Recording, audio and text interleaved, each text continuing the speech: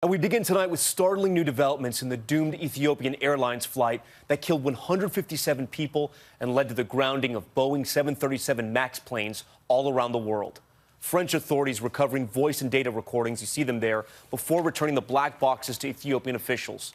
The country's transportation minister telling reporters preliminary data shows a, quote, clear similarity to the Lion Air MAX 8 crash off Indonesia in October. The new development coming as funeral services were held for some of those victims. The findings raising new questions tonight for Boeing and could complicate attempts to get that fleet back in the sky. Here's ABC's Julia McFarland with the details.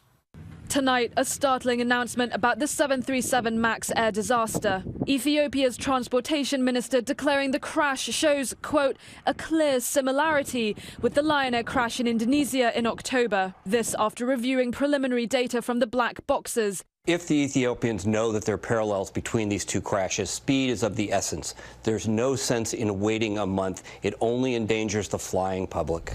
ABC News has been told the initial data has not been verified. But data from both incidents right after takeoff showed the planes jolting up and down erratically. Shortly after takeoff, both the Ethiopia and Lion Air flights experienced drops in similar intervals before crashing just after takeoff. It was this data that triggered the FAA to join the rest of the world in grounding the 737 MAX fleet. It matched too closely to the Lion Air trajectory to figure that they weren't similar.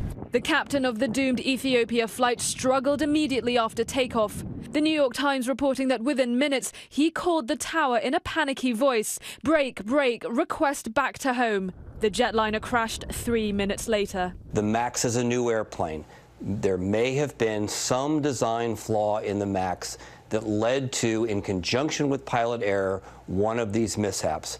If that's true, it'll be a real black eye for Boeing. Since the October Lion Air crash, Boeing has been designing a software update to strengthen a safety feature. In a new statement, the company says it's finalizing that update. With all 370 of the 737 MAX jets now towed and parked, the fate of the world's most popular plane hangs in the balance for Boeing. Tonight in Ethiopia, a heart-wrenching reminder of the human toll. Families of the 157 people who lost their lives, sobbing over the empty coffins of those who perished in this latest crash. Julia McFarland joins us live now. Julia, those families, we saw them there, are worried. Travelers are worried, all looking for answers. And there's late word tonight from the NTSB on what's happening with the critical data from those black boxes.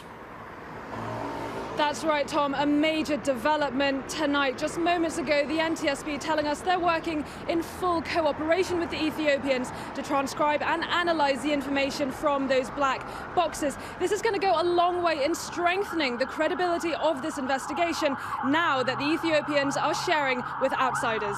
Tom? Julia McFarland with that new information that just came in. Julia, thank you.